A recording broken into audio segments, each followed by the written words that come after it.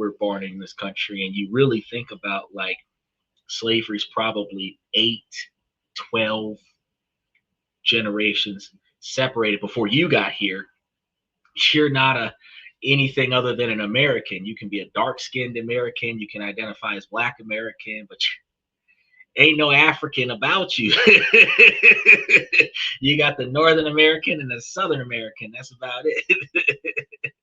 If you're a first generation, then you might be, Haitian American or Dominican American. But I mean, you're like a fifth or eighth or 20th generation. You're just American. So they do too much. Is that we never made it to the moon in 1986 with that flag blowing and no wind.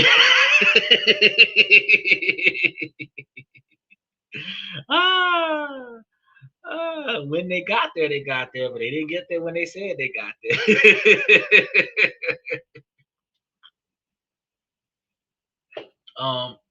But yeah, so Monday, Tuesday, and Wednesday, we give you guys information about financial advice and ways to help you guys build up your business life and your professional life. And then Thursday, Friday, Saturday, we give you guys more information to build up your personal life.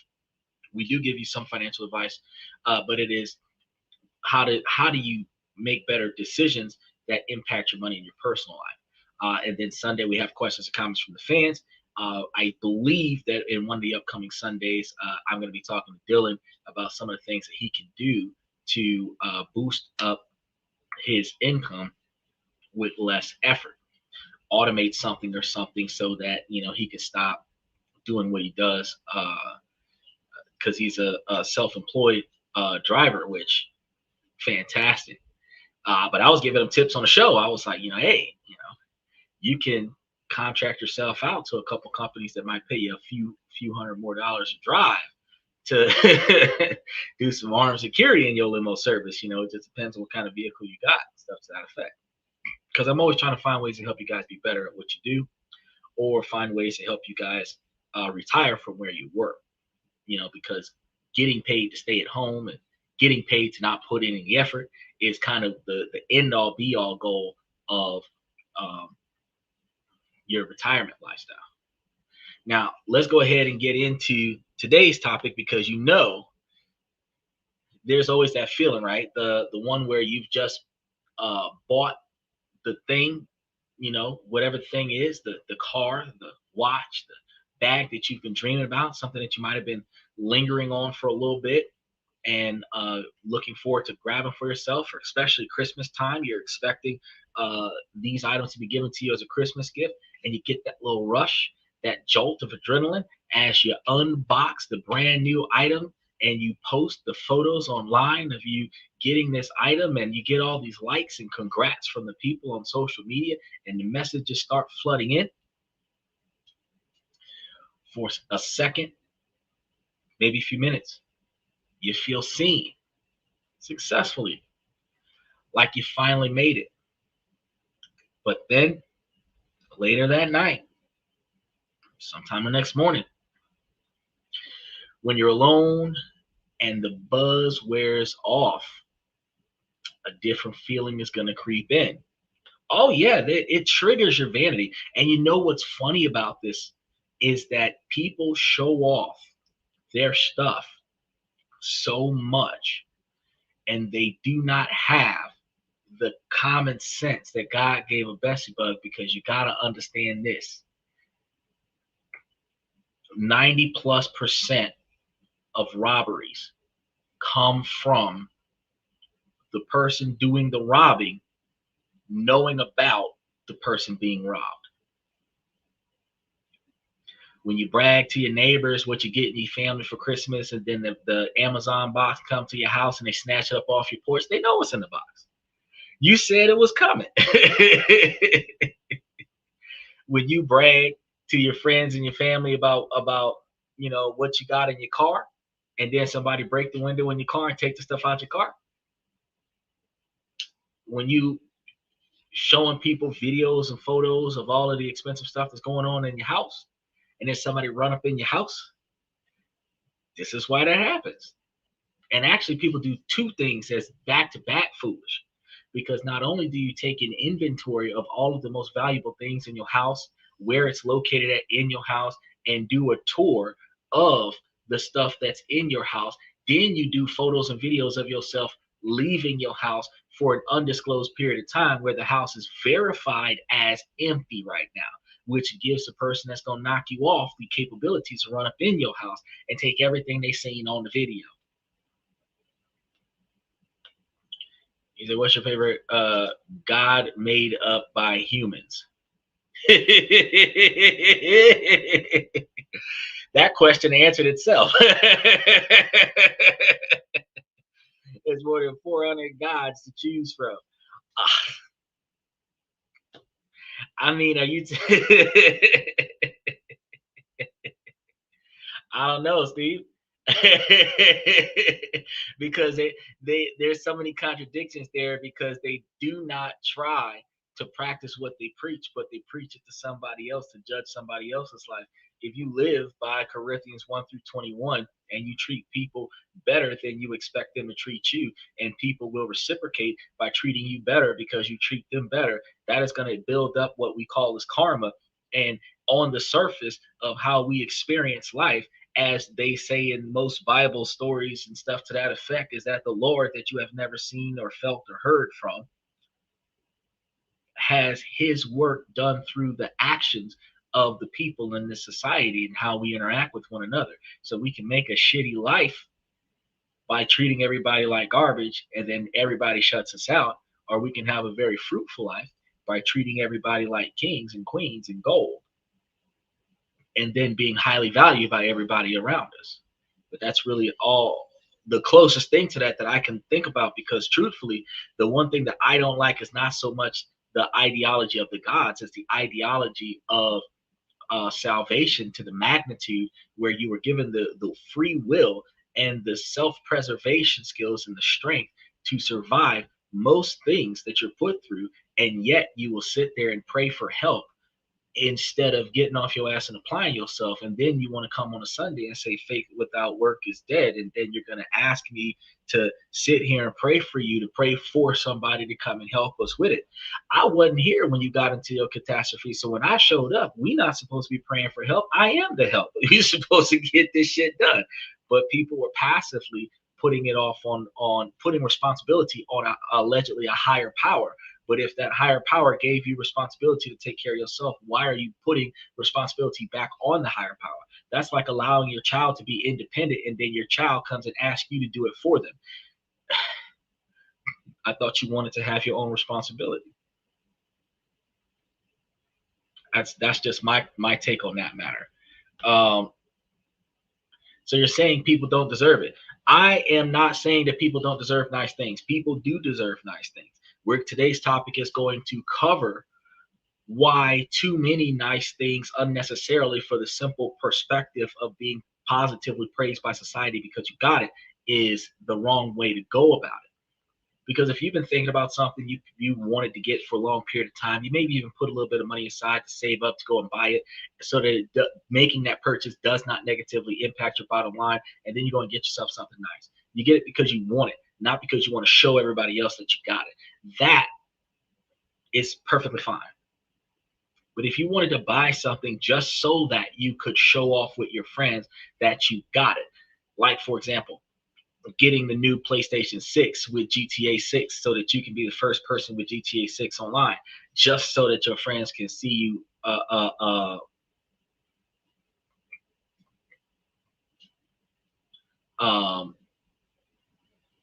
saw the stupid comment. So that your friends can see that you have something nice, and then ultimately you end up in a position where one of your friends go and try to run off with your stuff, because honesty is not that deep, and neither is loyalty. I like this person comes in and he was trying to troll us last time when we got into a good one, and after I shut him down, he doesn't know what he's talking about. And that's funny because he's like, I saw you on the show like 2 hours ago and you're still on here. We've only been live for 20 minutes, guy. I know we all look alike. And it's funny because he tells me that my real tie is Snap-on. I don't know.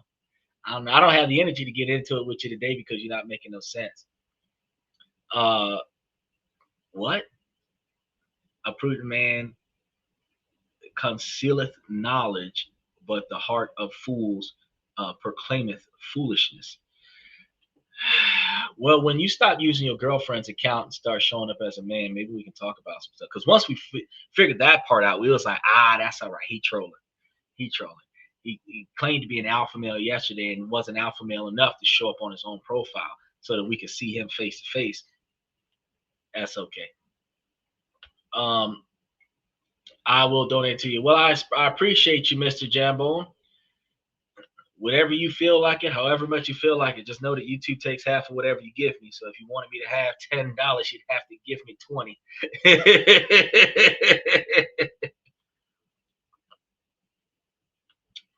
And if you wanted me to have 20, you'd have to give me 40 because YouTube take half of it. I don't control it. Well, yeah, they are kind of lame about talking about it, but they don't deserve to be robbed for it. But the thing is, it's not it. I'm not gonna say that I want to say that they had it coming, but I'm not gonna say that they had it coming. But the fact is that identity theft comes from the ability for somebody who doesn't know you to be able to claim access to your information. So the more information about yourself you put online, the easier it is for somebody to take your shit. So for example, you have that SUV and then you put the logo on the back of it of the dog, the three kids, the woman and the man. Because you've got your family and that could represent your family. You put a bumper sticker on your car that says that your kid is at Wharton High School honor student. You have another one that says that your other kid is, a Yale honor student. Then you have another one that might have your husband's company logo. You're clearly advertising everything. You advertise that you're a family of five. You advertise which schools the kids go to. You're when you have your company logos on your vehicle, you're advertising that you got money. If they want to knock you off, you're giving them all the information for them to know how to knock you off. Then the average modern 2025 individual is taking photos of the food that they eat, where they shop at, the stuff that they bought.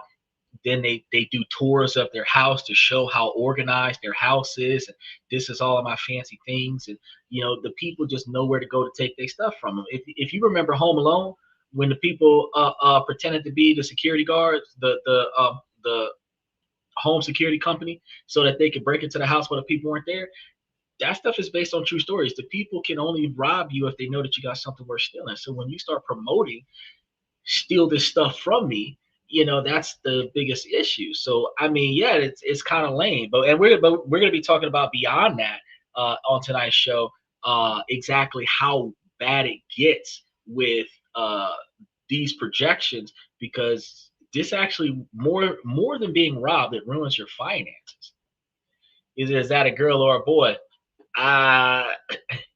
She said that she was a he using his girlfriend's account, so I don't know. I don't know. All I know is that Brianna is either a chick that has some really, really unresolved issues, or it's a dude that's not man enough to come on his own profile and show himself. One way or another, I identify him as a troll now.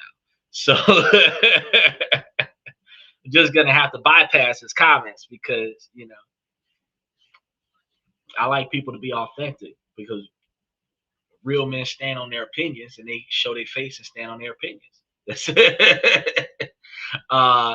Casey says, I always knew not to set the box of your new TV on the curb. We burned it. Yo, I keep the box.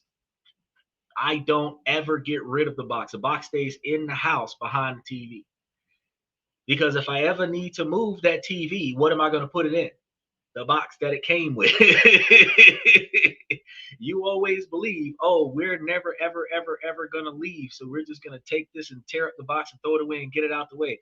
No, I find a special place in my house for every item that can be repackaged. Because if you have to move, if you want to take all of your valuables and put it in storage because you're going out of the country for a couple of months, you need the original box it came in, because they don't make standard size boxes for TVs.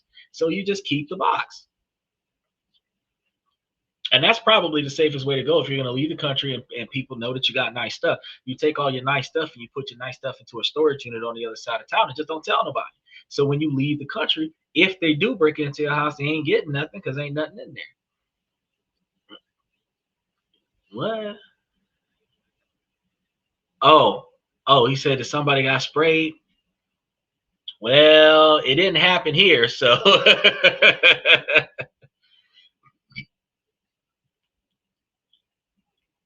y'all serious about these comments today. He said you sound paranoid. Good point though. You know, good point though. It is okay, so paranoia is being overly prepared at the most inopportune time. When the time comes and the shit hits the fan, the thing about it is, Michael, the people who were considered paranoid are going to be more prepared than the people who went with the flow. If you don't get the stuff that you need ahead of time, when you need it, you're not going to have it. But if you go get the things that you need ahead of time, people are going to look at you funny because they never would have thought of it. Like, for example, it's okay for people to have pepper spray and mace, right? Self-defense, right? Stun guns and tasers and stuff, right? Self-defense, right? Because you can hurt somebody, and that is considered okay in society to protect yourself, right? Now, think about this. Body armor is our Second Amendment constitutional right to wear in most places around the United States, except for places like New York. And you can wear that everywhere, to court, on a plane, in the United States. You can't fly out of the country with it like that. You got to get certain privileges or whatever. But the fact is that you can wear it everywhere. And it keeps all of your vital organs safe. Now, yeah, you might need to know how to defend yourself if all you're wearing is body armor. You don't carry a pistol with you or something. But the fact is that if somebody tried to knife you in the chest, or if somebody tried to shoot you with a handgun, you're likely to survive it. And you would not have to overreact in the situation and stab somebody or shoot somebody or something to that effect. It gives you a few extra seconds to react before you actually act, because it covers most of your vital organs. Some people say, oh, well, what if they shoot you in the head? Then you're not thinking about nothing because it didn't blow your brains out. But the fact is that body armor is the safest self-defense equipment out there, because you don't have to hurt somebody else to protect yourself. You can protect yourself by just protecting yourself, but people will look at you like you're weird because you own body armor. What person wears body armor? A person who doesn't want to hurt anybody else in order to protect themselves. A person who wants to protect themselves in situations where they could get hurt. It doesn't make them paranoid, but because it's abnormal for you to be prepared to defend yourself, or it's abnormal for you to prepare yourself to be safe, it is the way we would mock the kids. Y'all remember when we were young and we had bicycles and skateboards and everything like that, and nobody had elbow pads or helmets or anything like that. But the one kid that had the elbow pads, the knee pads, the back brace, the helmet, the mouth guard, that kid was prepared. We picked on that kid because society expects us to not be prepared, right? So yeah, paranoia, but I prefer that. U-Haul has special boxes for TVs, but you got to pay for them, Michael. You're not gonna have, okay, so first of all, U-Haul might have special boxes for some TVs, but U-Haul does not have a box for every kind of TV. And the bottom line is that if in the event that you were trying to go somewhere, it is faster and cheaper for you to take the box that the TV came in and repackage it and put it into the storage unit so that don't nobody run off with the stuff in your house while you're out of the country, than it is for you to go to U-Haul and buy a box and start hauling all these boxes into the house so that you can haul all the stuff out of the house. You know what I mean? Can you say that paranoid acronym again? Being paranoid is being overly prepared at the most inopportune time. It ain't the moment. This isn't the moment for you to be paranoid. I mean, this isn't the moment for you to be prepared, but you're overly prepared at the moment. But when the time comes and it's time for you to do what needs to be done, you got it. Like, for example, a person with 2 full-size tires, a tow strap, tools in the back of the vehicle. You know, they got a whole mechanic shop in the back of the vehicle. They got oils and liquids and everything like that they can utilize to change your oil and fix everything from one side of the vehicle to the next. And if all else fails, they got tow straps and they can tow the vehicle. All they need is a second vehicle. If somebody broke down, that person's trunk full of roadside assistance would be able to do everything from change your gas to change your oil, rotate your tires, rebuild your transmission, all on the side of the road.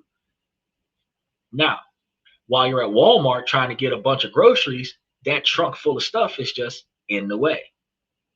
People who aren't prepared for a breakdown are going to say that you're paranoid about breaking down on the side of the road. But people who are stranded on the side of the road are going to say, wow, I can't believe that you came prepared. Because I've been sitting on this shit. But where do you get all of this stuff from, though? Usually because either you were mentored like this by somebody who's experienced this before, or you've experienced it and you start stacking up on the things that you need. Most people that got a jump box in their car had a situation where nobody would jump them off. Most people have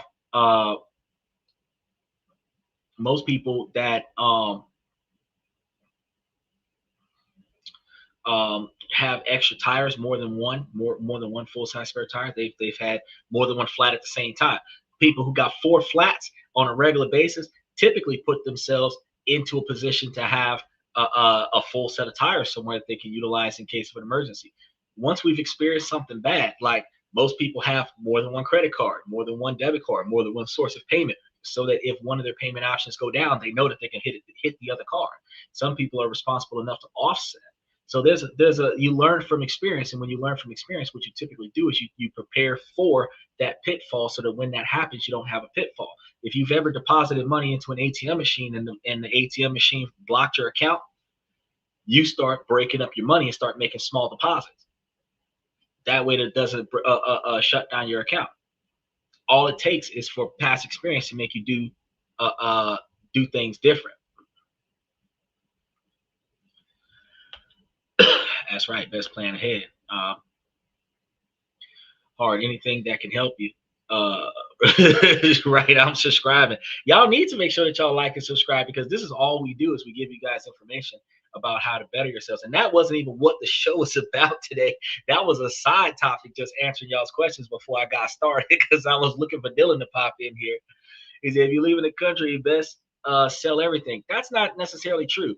If you're temporarily leaving the country, you don't have to sell everything. But everything that you have of value, you might want to relocate it from the regular accessibility of your house. Now, if you want to leave everything in your house and roll the dice, you can put extra locks on the primary fronts and backs. You can board up all of your windows and try to make it harder for them to break in, but it's not going to stop them from breaking in. If they want in, they're going to get it. But if you don't keep anything of value in the house when you leave, yeah, you'll be spending a little extra money, but the things that you put in a separate location will still be there when you come back.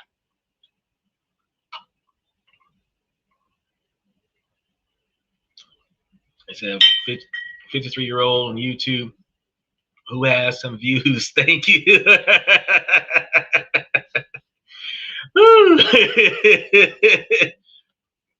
Well, buddy, you said that you would debate me. You should pay me $100 for our debate from yesterday. Except for that special tool you needed to change the tire. No, so okay, so here's the thing.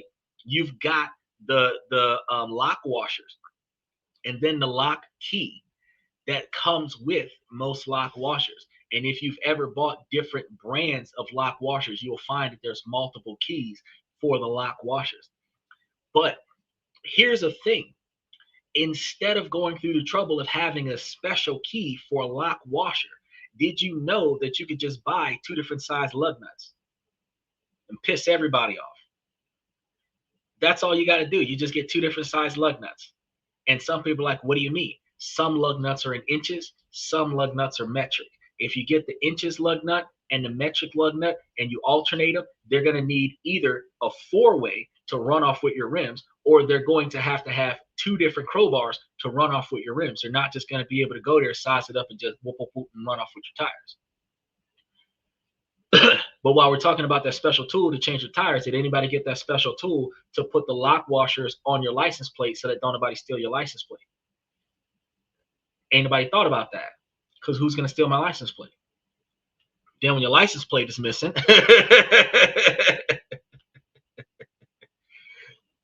What if you lived in a giant bucket? That's a good question. What if?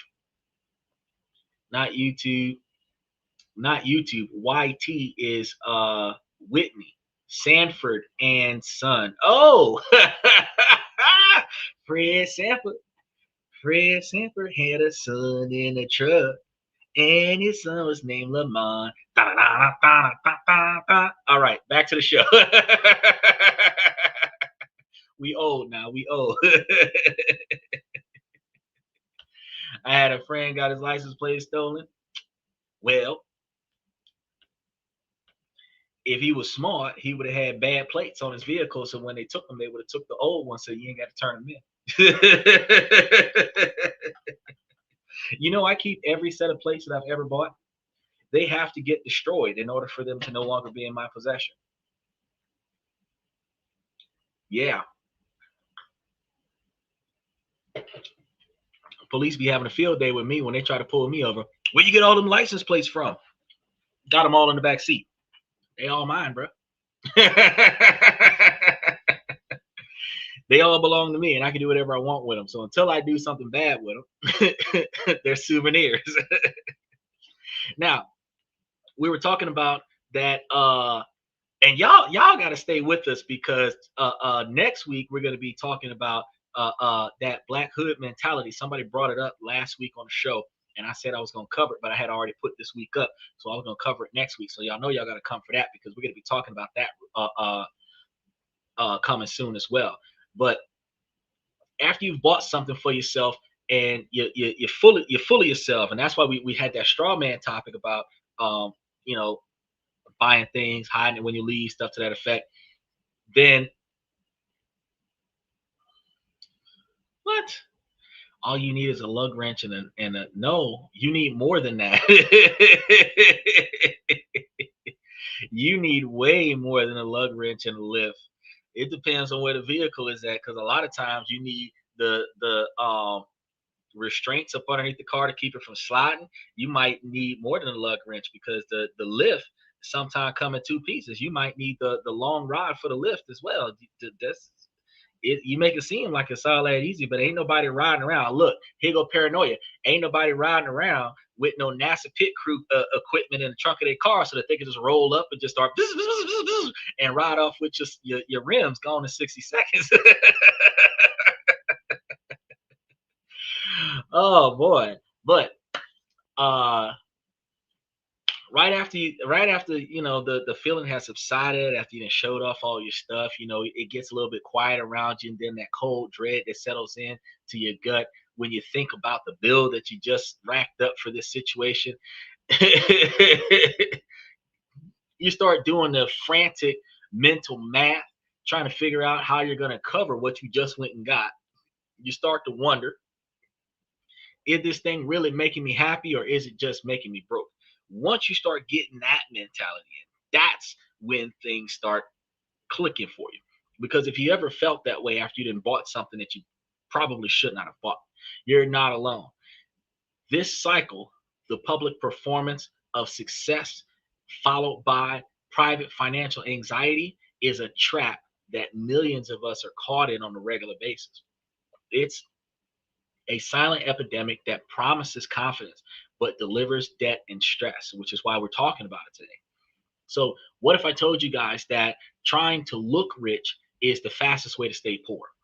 I mean, it sounds backwards, but it's the one truth that separates the temporarily flashy from the truly wealthy. And for a long time, a lot of us may have felt wrong about which side of the line that they were on. And even I've made this mistake before.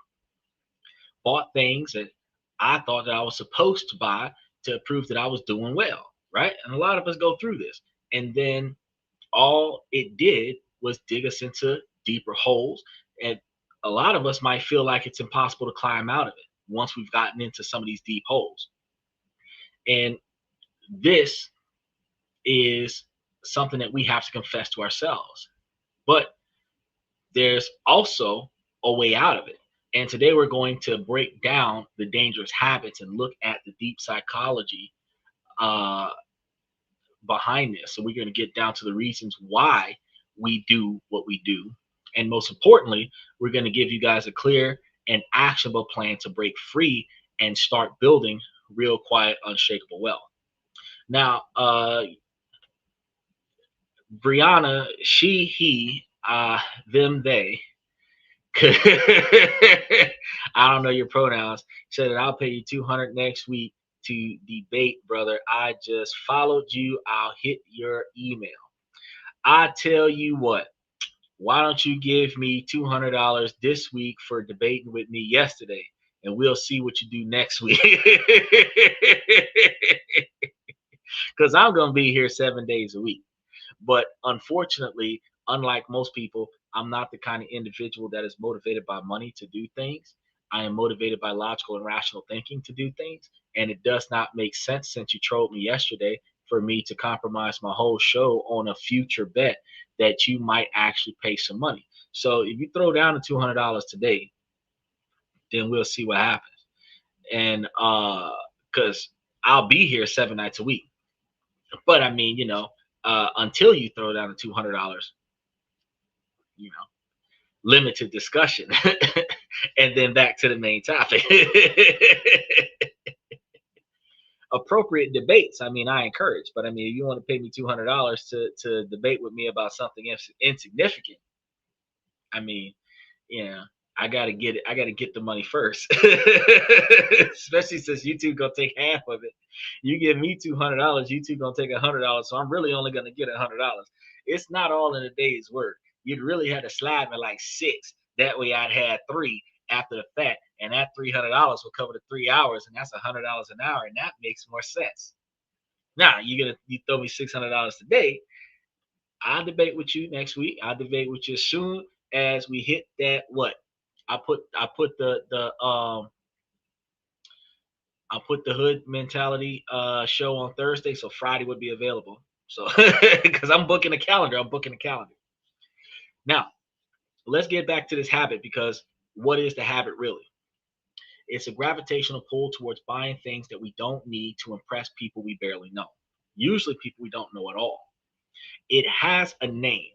Over a century ago, in 1899, the sociologist Thorstein Veblen called it conspicuous consumption. He described it as buying expensive stuff not for its use, but to publicly signal your wealth and status. And a lot of us do it. We buy nice cars to show that we got a promotion on a job. We buy bigger houses to show that we can afford to pay for more stuff. We buy our girl expensive things to show her that we have enough extra money to pay for extra expensive things. But the whole time after we finish buying those things, we typically spin back around and start really assessing the budget to make sure that we can make ends meet off of whatever's left over. Does a white activist award sound funny to you? No. I mean, they gave Barack Obama a Nobel Peace Prize for being black, not because he did anything. They say that it was a groundbreaking thing for a black man to be president in the United States, but in my opinion, that was the most racist thing that this country could ever do, is to give a guy a Nobel Peace Prize for winning the popular vote. I believe that if he would have eliminated homelessness, or if he would have eliminated the poverty in the black communities, or he actually did something that directly overhauled the way things are still being done in 2025, then I would say that, yeah, that's a Nobel Peace Prize. But I didn't feel honored when I heard that he got that achievement. So him getting a Nobel Peace Prize just for being a black president, when every other president that got elected didn't get anything for being elected, I think that was a reverse racism right there, and it was very devaluing and degrading, in my opinion, for him to get that just because he won. So as it relates to a white activist award, I mean, they get awards all the time. So is there an award that you can give for protesting more than somebody else? Because an activist is a protester, okay? And it doesn't matter if they're white or not. Do they give awards for activists, period? That's a good question.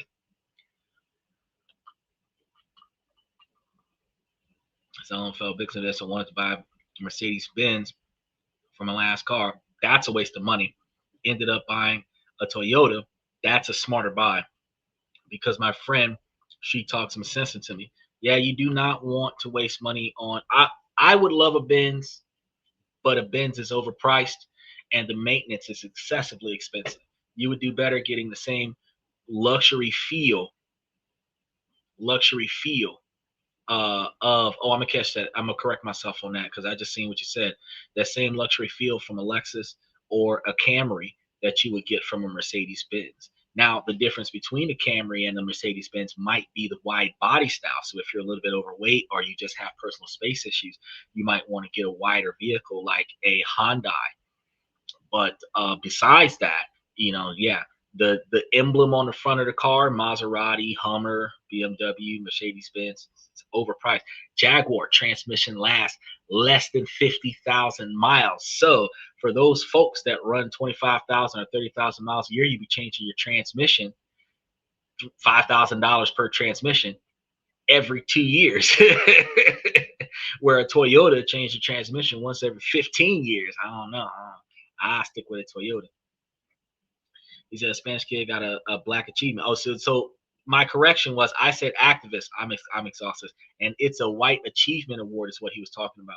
So a Spanish kid got a black achievement award in my high school and sued the school. I don't understand why they would be giving him a black achievement award, but if they gave him an award that was an achievement award that normally minorities would get, he got an award. I don't understand why they would sue the school for that, especially if the award came with a scholarship. Just take your ass to school. I mean, a lot of people are so racist that they don't want to allow things to stop being racially driven, and that's the reason why we still have a racial divide in this country. I entertain the questions, but it's just like completely left field. We all know Toyotas are the best vehicles on the road. The Toyotas are one of the best because in the top two, Volkswagen. Volkswagen might have a good run on Toyota because they're made by the Germans on the Autobahn, and those cars are built for durability, long-term driving. Not necessarily having to be the fastest cars on the road, but they are the ones that break down the least. Now, Toyota is the cheapest durable car that we know of these days. So between Jetta and Camry, probably would get a Camry, but between a Corolla and a Jetta, just to get that little extra oomph of acceleration with the long-term durability and low maintenance, probably get the Jetta. Now, back in the day, it was a giant mansion and silver spoons when people would show out.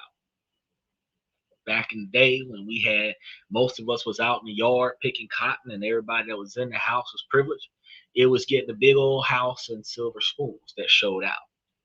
Today, it's luxury cars with monthly payments that's digging bigger, deeper holes in our pockets.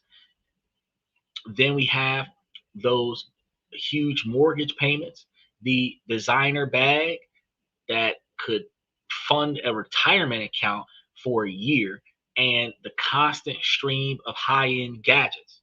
I remember when I was in college, I was one of the first people to have that Qualcomm talk watch. It's a waste of fucking money. This shit didn't last that long. It was flashy. It was flashy because it was tech before tech came out. It was more valuable than a Rolex almost in society because it was the first watch that linked to the cell phone and you could do the voice call, but that would only last for like an hour and 20 minutes, and then you have to charge the watch. And it takes 30 minutes to charge the watch to have an hour and a half phone call on the watch.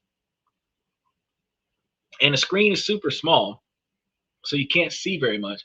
And with the small screen, you have a small touch screen, so it's not like texting is going to be that easy. Yeah. First gen, you learn some things. He said, I got a full scholarship to college, and they accepted any color American. They're supposed to. Got a RAV4 that thing is a tank in the snow. Certain vehicles are designed for cold weather, especially the ones that have a higher ride height. That's more effective. You don't have to deal with the salt and the snow. Check out Williams College of the Trades for any young man who wants to go to college. True. Now, here's the big difference. In Velbum's time, way back in the day, he focused on the leisure class, the super rich.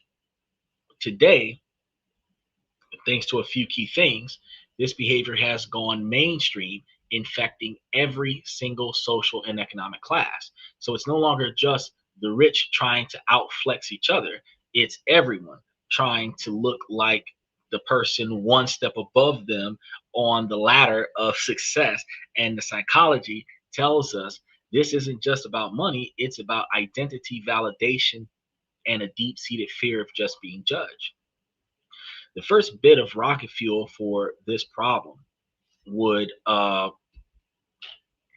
somebody just told me about something I got to go get into. The first issue that we have with this is going to be social media. You already know this. Platforms like Instagram and TikTok will put you in the wrong spot. You know what I mean? And you gotta really figure out how you're gonna get yourself in this. Hold on, he said college was great. I had a white. All right, you need to talk. You need to stop. He said, "Oh my goodness." Every now and again, there's always somebody that comes in and brings a funny. That was not what we were expecting, but that was very entertaining. Thank you for the giggles. All right. Are you speaking about social engineering? No, actually, I'm not speaking on social engineering. We're talking about the downsides of showboating, which would lead us to um, a whole nother area of financial restraints. So let's go ahead. When we start dealing with platforms like Instagram and TikTok, we have created a 24-hour global showcase for a life that isn't even real, right? And that's one of the things that we start off building. 0500. They're asking me when are we going to get this show going. 0500. I got work to do after the show. Look, I lock in deals wherever I can. It's a highlight reel of everyone else's wins, their vacations, and brand new toys. This is where social media starts building this type of trend. And this culture generates insane pressure to keep up with the masses. So we see influencers and celebrities showing off exclusive trips and designer clothes, and we're trained to connect those things with happiness. Now, this creates a powerful fear of missing out, or FOMO. So you see someone with a trendy, expensive water bottle, and suddenly you're not just looking at a water bottle, you're looking at it as a ticket to belonging, because if they've got a water bottle, you got a water bottle too, you're part of the water bottle crew, right? Excuse me. This constant comparison is a recipe for feeling like you're never enough. Now, ladies, on a side note, y'all find yourselves in situations on a regular basis where you're questioning your husband or your boyfriend about why y'all have not done X, Y, and Z in your lives. And then you use the excuse that your friend or your homie, your best friend, your girlfriend, your sister, experienced this, or all of your friends are going through it. And that is comparison behavior. where you're only getting into this not because you deserve it, not because you want it, not because you need it, but because somebody else has already done it. Somebody else has already experienced it. And it's somebody that you know close enough where you feel left out because they've done something that you haven't done. Ladies, y'all need to reevaluate your situations and really think what is best for yourselves. Do you want to follow the path of the people that you know when you recognize that you're also the same person that is helping them mitigate their feelings and emotions for being in such a terrible situation? Or do you want to make a better decision than the people that you have motivated to stay strong in tough times and take it slower and only get into something that you were intentionally willing to stick with? I think that's a better way to go. I just wanted to throw that out there as a side job. He said, I like how Tesla tries to clean up the earth with electric cars, but the same company ruins the earth with rocket fuel. Steve, Steve, Steve, we ain't even trying to talk about the rocket fuel, bro. See, soon as you said he was cleaning up the earth with them electric cars, I was about to start up. I ain't going to start up. I'm just going to let you know on the sideline, Steve. The electric car battery that Tesla has to make costs about 20 to 25 years of pollution to create the battery. Okay, now the car, full life of the car is about 100 to 200,000 miles, and then you got to change out the battery, get you another one. Battery costs about $15,000, $20,000. Car costs you between $50,000 and $100,000. Now, outside of getting into a crash, the average person who is driving less than 30,000 miles a year would likely see themselves reach their first new battery inside of the first 7 years of owning a car. You got to own a car for 25 years in order for the car to financially make sense to you, until you start thinking about how inside of the first 3 years you want to get one free battery replacement, and then after that you're paying that $10,000 to $15,000 a year out of your pocket, and you save 20 grand a year or 15 grand a year on gas based on how much you drive. But then that 15 or 20 grand a year that you save on how much you drive ends up going back into replacing the battery every 2 to 3 years, so that by the time you reach that 20-year mark, you would have bought 10 batteries.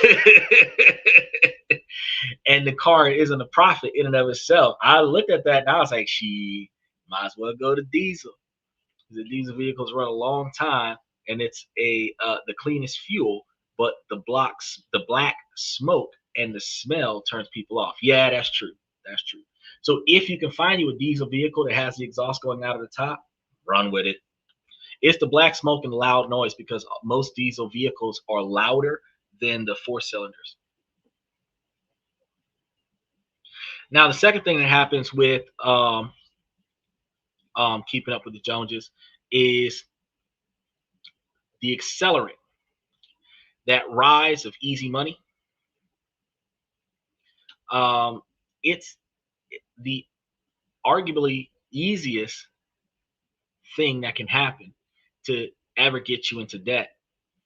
Credit cards with insane limits, instant approvals for personal loans, especially those small loans that people are getting right now to go and buy things online.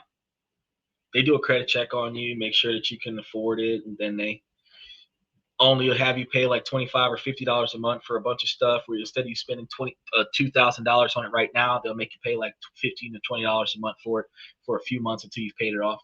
Yeah, buy now, pay later kind of things. These services create a dangerous illusion, because that $2,000 cost doesn't feel like $2,000. It feels like 4 easy payments of $500, or 6 easy payments of like $350. You know, the marketing to it is genius. It bypasses the logical part of your brain and appeals directly to your desire for instant gratification. And this easy access to debt isn't the fuel that keeps the engine of conspicuous consumption roaring. Letting people finance a lifestyle they can't actually afford is what does it. Now, Really, truly, one of the things, real quick, while we're thinking about this, when you decide to buy a, when you decide to buy an item online, you have the option to kind of like send yourself a link or screenshot it or whatever. What I typically do is like window shop online.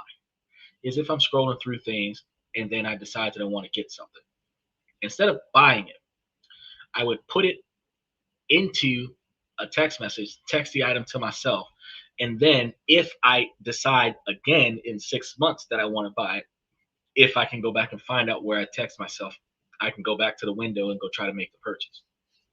Otherwise, I will dismiss it and then eventually never buy it, because if I could not find a real reason why I would buy it right now, then I can't find a real reason why I'd buy it later.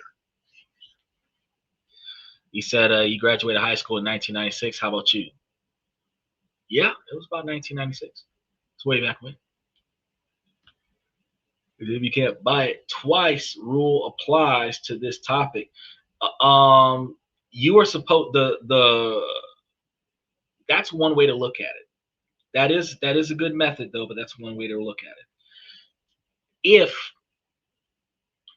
the item cost more than 30% of your profit, 30% of your income, it's not worth getting. If you're making 3 to 10 times longer, or if you're making 3 to 10 times more money than the cost of the item, then you could potentially go and buy it cash up front. But this is after you've paid off your discretionary, all of your bills, where your discretionary capital is there being calculated towards the item. He said, "Hello, are we talking about Chinese cars? I mean Japanese cars, Japanese, Chinese, German. We're really talking about right now. We're talking about the harmful side effects of showboat. Those people who live in life at a rally, charging into the underhills. They charge into the game. They're spending a bunch of money, popping bottles, and then they go home and they realize how broke they are.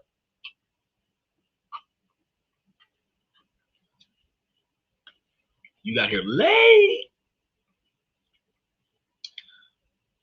Luxury brands are mastering the psychology of subtle accelerant marketing models.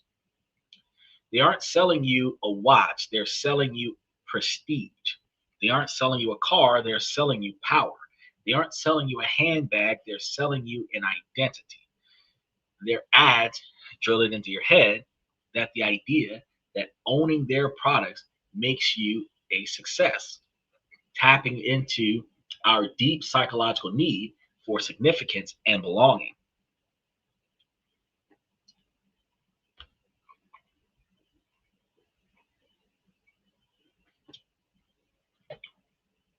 I guess you would more blame it on your dopamine, not your melatonin, because melatonin helps you get to sleep to produce the dopamine. But I know what you're saying.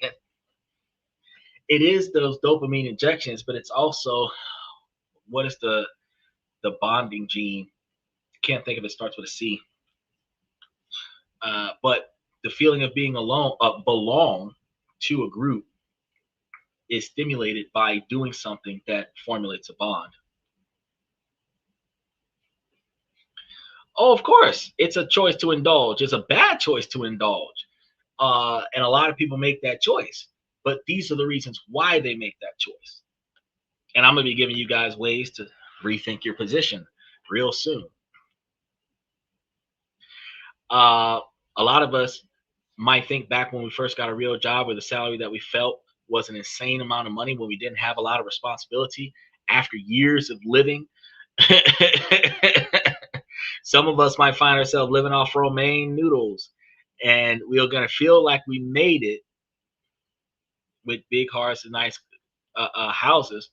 But what's the first thing that we do when we make it, when we think that we've made it? We show it off. We show off what we did.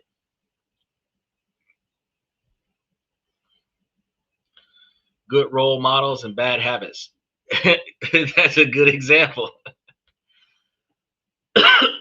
The pressure at our jobs when we get a new job is going to be intense. but our colleagues, just a few years older than us, will find ourselves uh, all driving German sedans and wearing watches that we know cost thousands of dollars.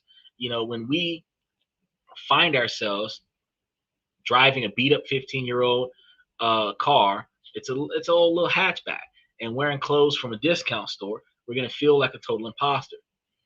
So what would we do in that situation? We would take a few paychecks, put some money aside, combine them together with a shiny new credit card, and we'll walk into a car dealership, make it do what it do. It's not a sensible buy. We bought the image of a car, a slightly used one, entry level luxury, probably a sedan. That was a buy that we would find down the line to be way more expensive than anything else that we could uh, sadly say that we afford.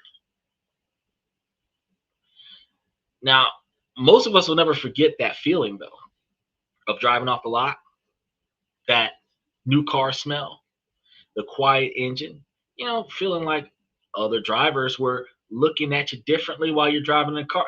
When they're not, they could give two shits. But for the first time, you would feel like you belong in an office parking lot. You might post pictures of your car online, and then the comments were exactly what you were hoping about. And they're going to provide you with security towards your ego. And you might need that feeling. Comments like, wow, killing it, or making big moves. The car was the announcement to the world that you was no longer a struggling college student and you were successful. The problem is that it was a complete lie. The car payment, the premium gas, and the insane insurance ate up nearly 40% of your take home thing.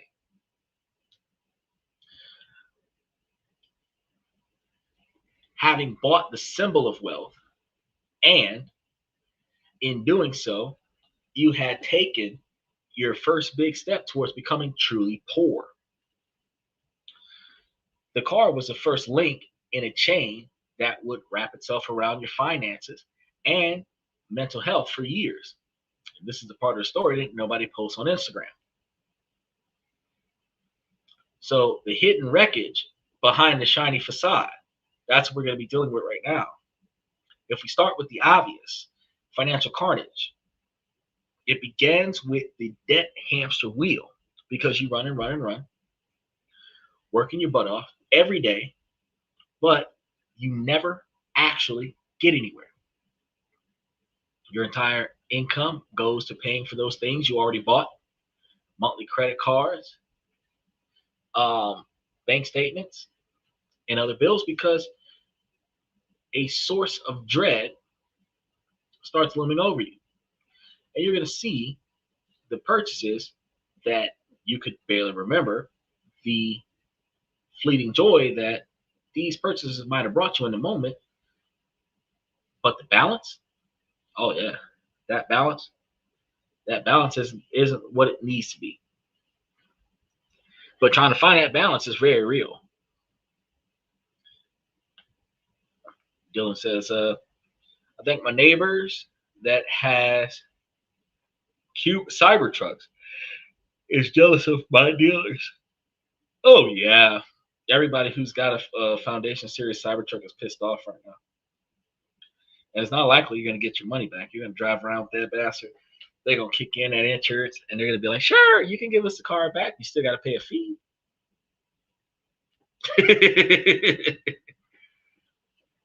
You're gonna find yourself starting to only make minimum payments instead of overpaying on the cars and paying them down, which with credit card companies might love to receive, because you don't realize that at 22% interest, the rate of a $3,000 TV can end up costing you over $5,000. And that might actually take a decade, 10 years to pay off. So you're literally sitting your money on fire. Oh man. I'll try my best to stay awake. This is a lot of information. Look, y'all get tired, I get tired too. Now, the even worse experience to have is a silent killer. I think it might be because I had that eggnog earlier. You know, when you have you a good dinner, you be wanting to take a nap.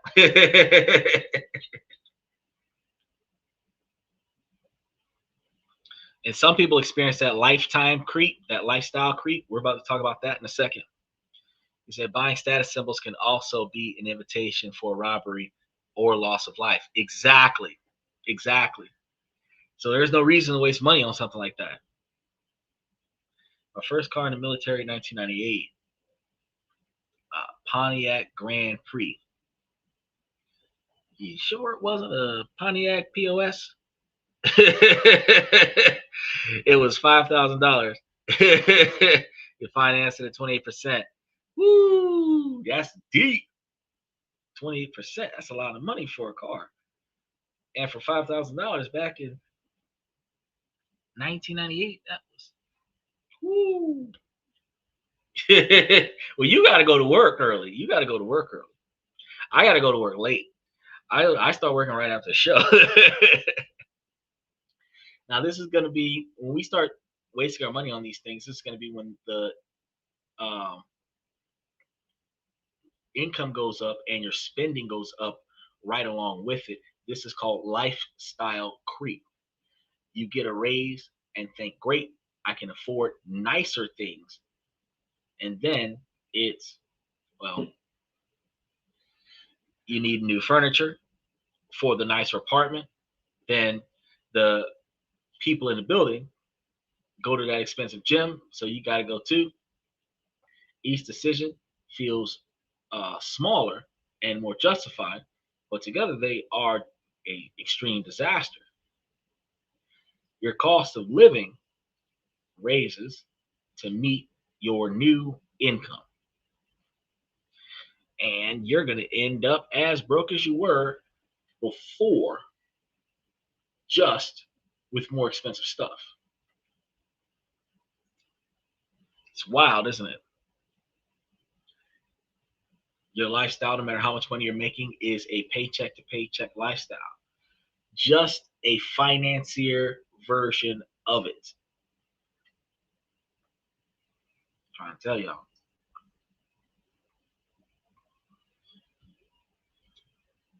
Oh yeah. Oh, you want a little zoom zoom, huh? I had a Ford POS too. We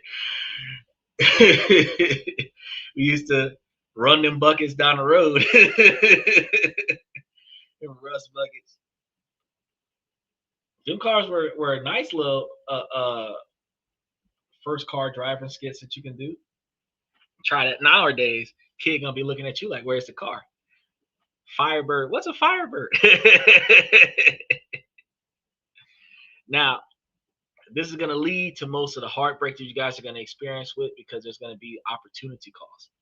Opportunity cost is what you give up to get something else. And every dollar that you spend on impressing others is a dollar that could have been growing into your future for your future self. So we want to make this real for you so that you can kind of understand what's going on. You're tempted to buy a luxury watch. I can't think of the name of a luxury watch that raises around $1,000. I know a Hamilton watch is like 1,500. Rolex is around 53,000. But let's say that you got yourself a watch around $8,000. I wouldn't do it, but let's say you did. You tell yourself that it's an investment when it's not.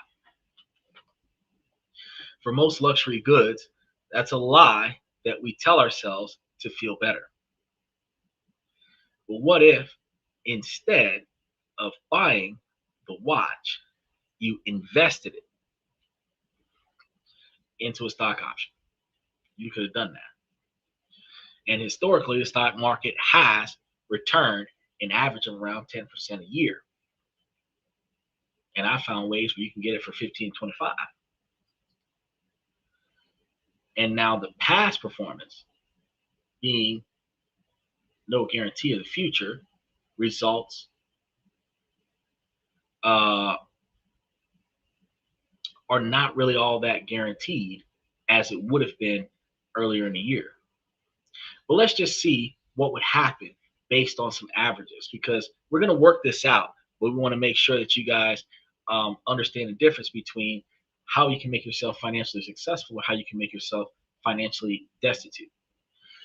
In 10 years, an $8,000 amount of money would grow to over $20,000. In 20 years, it would be over $35,000 or $53,000. In 30 years, this would be over $139,000. Instead of spending this money, you would save it. And in 40 years, the time between the start year of career had and the retirement, that's the decision to not buy the watch. Because likely the cost of the watch today will take away from your retirement money tomorrow. So let's read that again. The watch on your wrist could have been $1/3 for your retirement. Now, the true thing is going to be the cost. Because while it's not the choice of the price tag, it is the future freedom that you are burning to fuel your present ego. And what do I mean by burning to fuel your present ego? Whatever status that you're trying to maintain, you're burning the cash that you're getting in to maintain that status. The wreckage isn't going to be financial, though. It's psychological. So you live with constant grinding anxiety of being found out every time you swipe your card. Get you a mild flicker of panic. Will this card go through? You can't be honest with your friends about your money problems because you've built this fake image of success.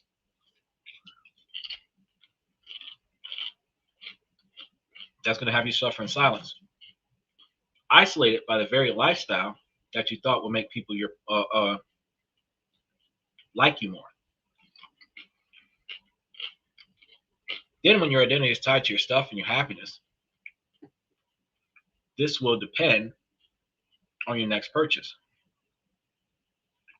That's going to be your joy feeling. It fades, then you need another hit, then your temporary high with it, and then you start looking for some more validation from likes on a photo instead of building it from within.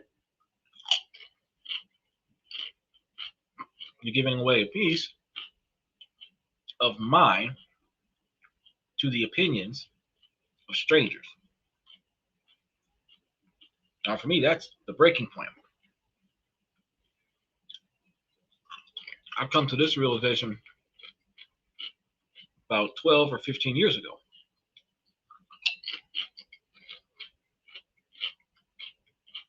Wouldn't you have to lead a double life to make that happen? Publicly, being young and successful. Privately, being a financial wreck. Having to rack up over $20,000 from credit card debt on top of a car loan was using one card hard to pay another. That's what the old folks used to do. Put the money in the kid's name.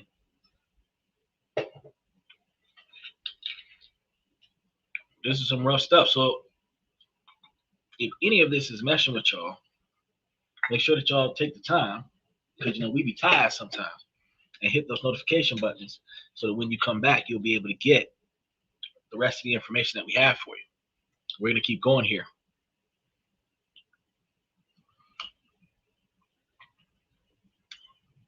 The moment that spending high all comes crashing down, it's going to be dramatic in some ways and just simply pathetic in others.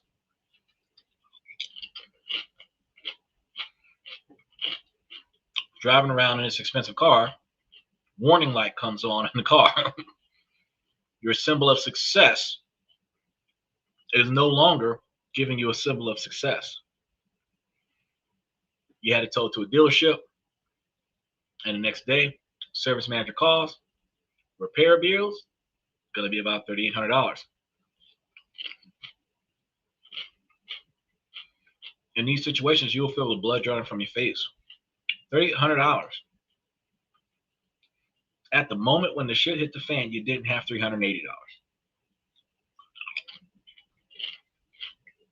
You wait on your next paycheck to come in. Your savings were empty because you waxed it all off on the car. Credit cards are maxed out because you probably waxed out all of those on the car. And you remember just standing on the street corner after that call, unable to breathe, stressed out like you just lost your best friend, hoping that one of your homies who was envious of the fact that you got a new car come and get your ass because your car don't run no more. The entire house of cards that you have built are going to come crashing down. I mean, even though they're not going to judge you,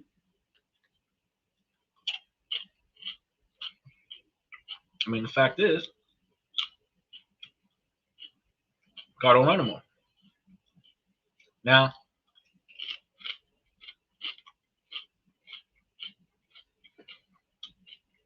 the car that was supposed to provide you the identity that you was rich was now a giant immobile paperweight that you're not going to be able to afford to fix. But still, you're going to have to make the payments on it because you didn't buy one that you could afford to pay cash up front.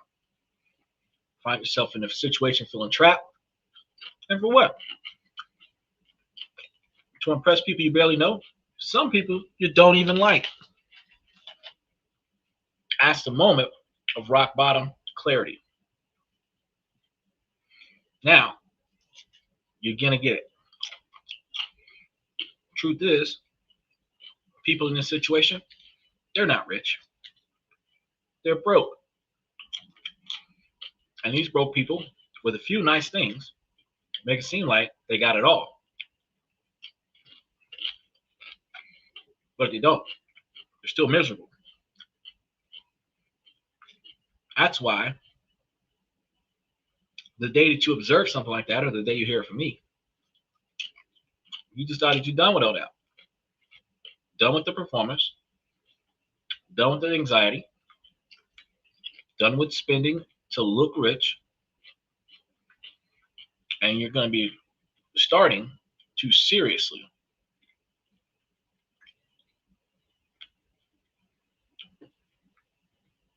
be able to have that long journey of actually becoming wealthy the way we do it, by trying to brainstorm ways to make, save, invest, and work on new startups, start new businesses to generate consistent wealth. Now, if any of this is hitting home to you guys, if you ever felt that pressure or that quiet dread, you know that you guys aren't alone. And if you're finding this helpful and you want to see ways out, do me a favor, you guys take this opportunity to hit some of those subscription buttons, smash those reaction buttons if you haven't done so yet. We're going to get through this together. Because the next step, the solution. I never bring you a problem without bringing you a solution.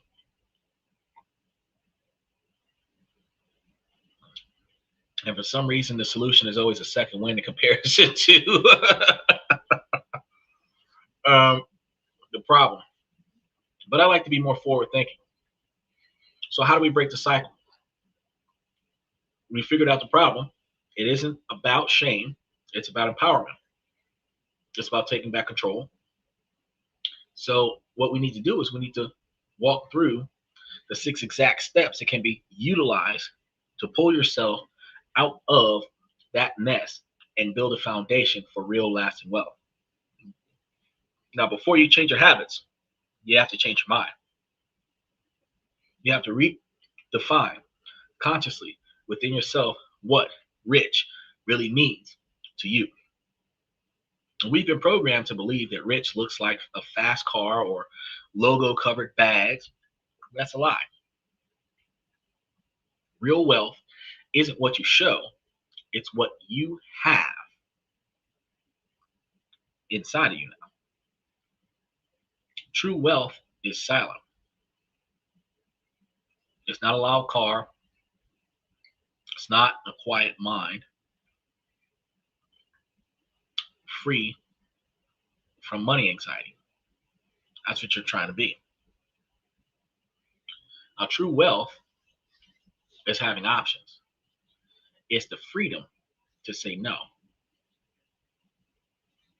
Say no to a job that you hate. Say no to leaving a bad situation.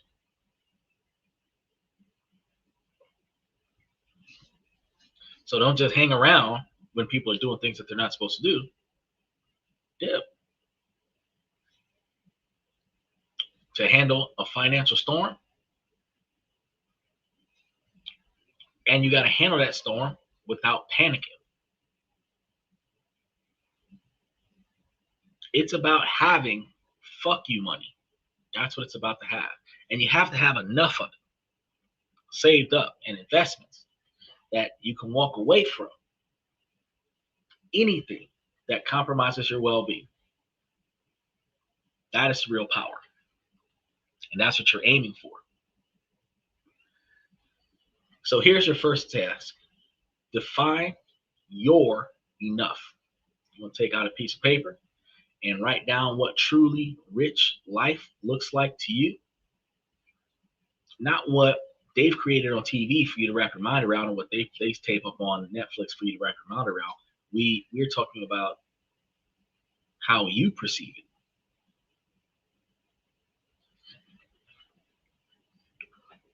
Does this level of success mean being debt free? Some people might believe that. Have a 6-month energy fund. Would that help? A retirement at 50 years old, would that help? These are things you got to reconsider. Putting all three of them together is what we recommend. But this is going to become your new North Star. Every financial decision from now on gets measured against, or not against, what your neighbor just bought. So you can't fix a problem that you don't understand.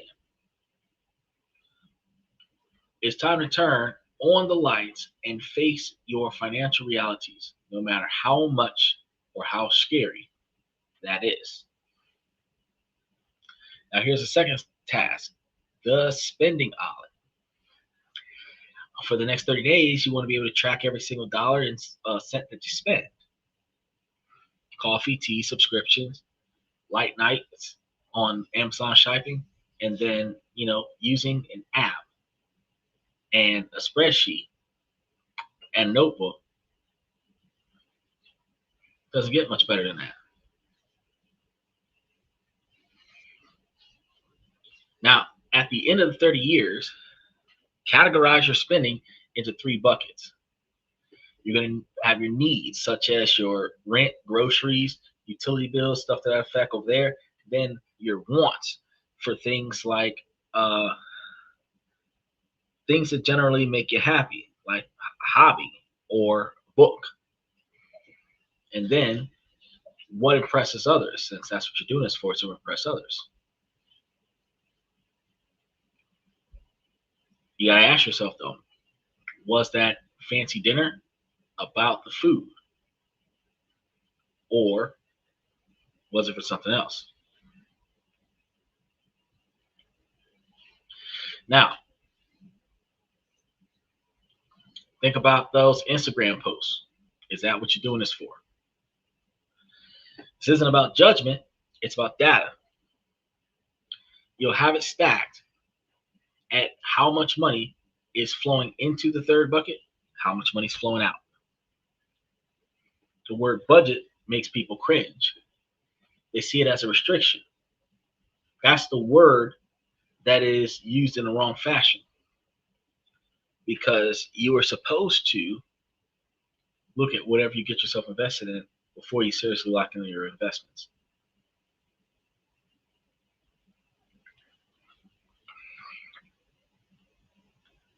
So you got to think to yourself that a budget isn't a cage. It's your escape plan.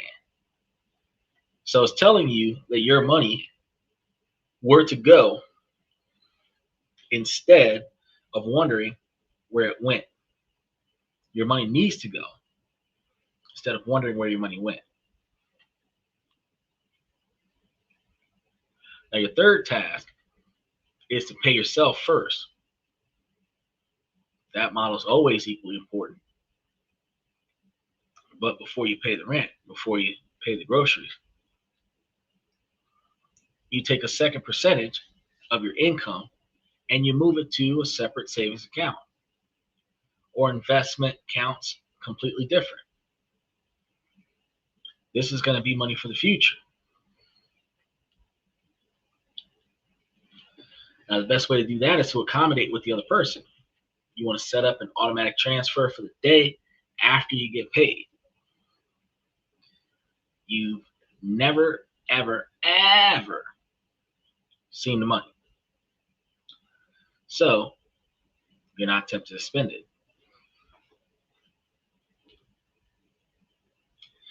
If you start with just 5% of your habit, the goal is to build that habit. As you cut spending from that what's to impress others category, or the other video that is you can crack that percentage up, that'll put you where you need to be. Now you need to change the day-to-day habits, and that is going to be how you're going to get through some of the troubles that you come across. This means switching from impulsive needs to intentional spending. And your fourth task is to implement a 72-hour rule. For any non-essential purpose, the over amount that you set, that's going to be what you're going to have to stick with. So if you set it up as $100, you have to wait 72 hours before you buy it. That's a simple mathematics to it.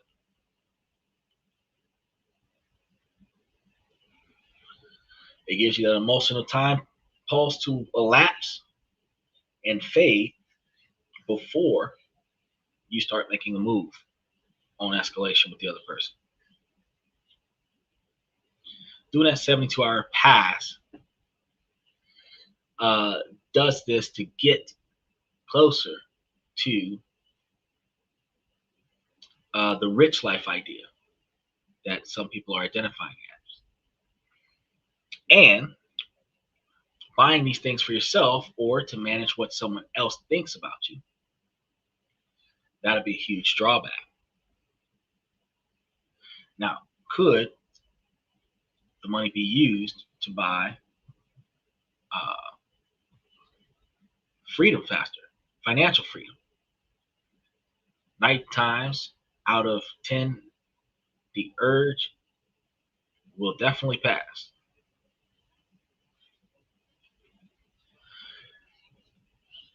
To supercharge this, you want to curate your environment. Unsubscribe from making emails, unfollow social media,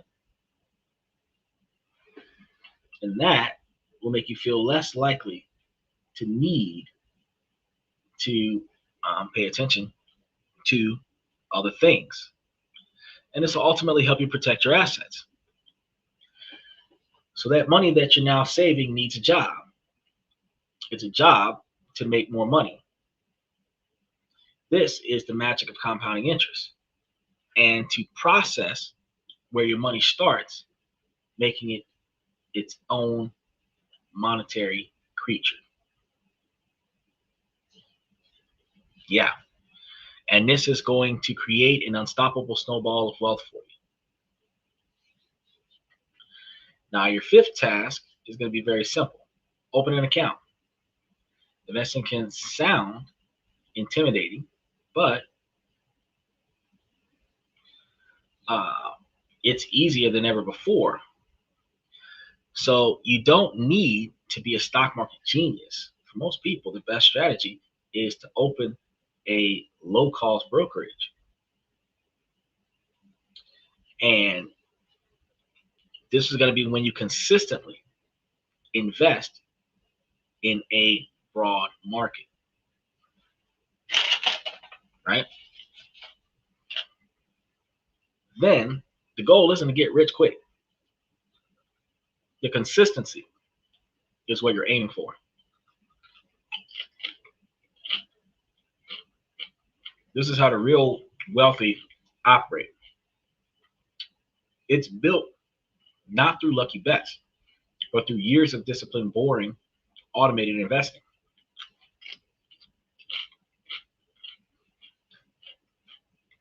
Now, the final step is going to get to the root of the problem. So we only got a few more left to wrap things up. The need for validation that drives us to buy things that we typically don't need. By setting aside a purchase and delaying a purchase for 3 days or 3 months, you take that adrenaline rush, that impulse buy out of your system.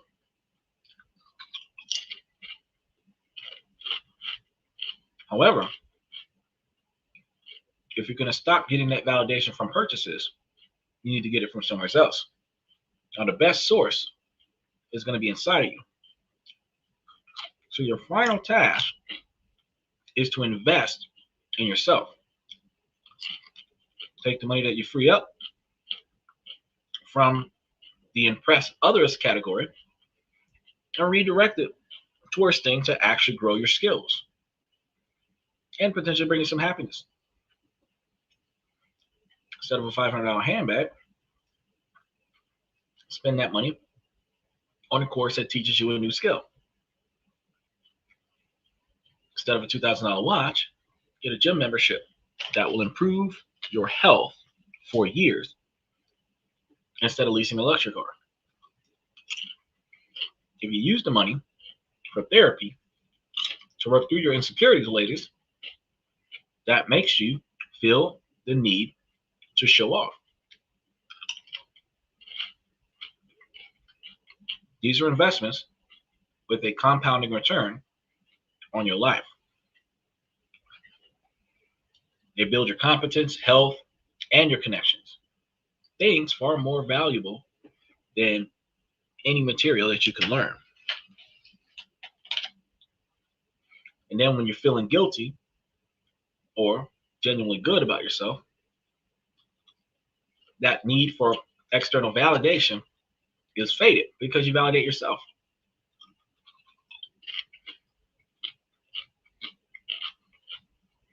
So if there's no one thing to make this occur more smoothly, and one bit of information that I can give you that could help you piece this together more smoothly, the things that you buy to look rich are the very chains that are keeping you from being rich. The system is a trap. Performance that leaves you to be exhausted and broke.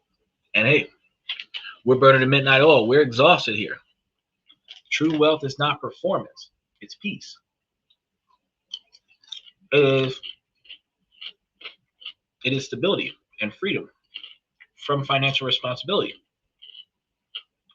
It's living below your means, not above it. Even when your meaning grows in value, it doesn't grow beyond your earnings. That old saying, the means justify the ends. Your money coming out your pocket to pay for some unexpected stuff doesn't validate your ends. Because you go to work every day to make your ends meet, not to dig craters in the road.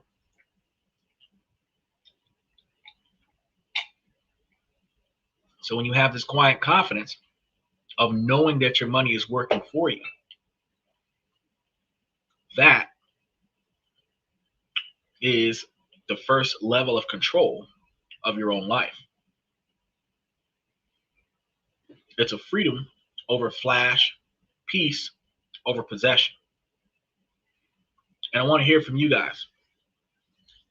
Comment below with one small change that you're going to make this week, this year, next year, that you're going to prioritize, that work towards your real wealth and overlook just looking rich. And let's hold each other to accountability and start this journey together. So some of the biggest issues is psychological and emotional, and that leads to a trigger from impulse buying. In order to rectify your situation, the first thing you have to do is change where you choose to get validation from. And then if you can't make it make sense, instead of going off of an emotional buy, you have to go off of a logical one. Now, we muscle through it for tonight. But good news is that's all I got for you for tonight. So before we walk off the show, I'm going to say, ladies, as long as the situation doesn't make sense, I'm going to keep asking you ladies to make it make sense. So ladies, please make it make sense. Woo, I'm tired. I appreciate you guys for coming to tonight's show. Thank you for coming to This and That. I'm your host, Xander, where we talk about this, that, and everything in between. And I'm going to get me some rest so that I can see you guys tomorrow night.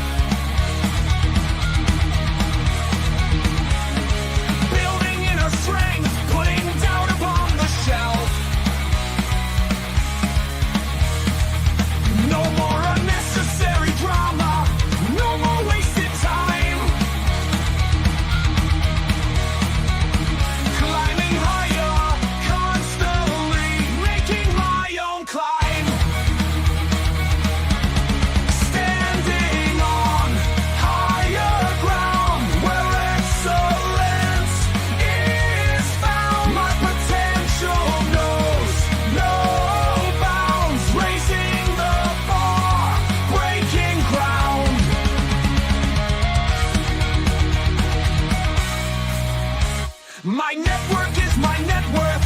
Choose your company wise. Surround yourself with eagles, not with sheep in disguise. Every interaction is a reflection of my brand. Quality over quantity, that's my personal command.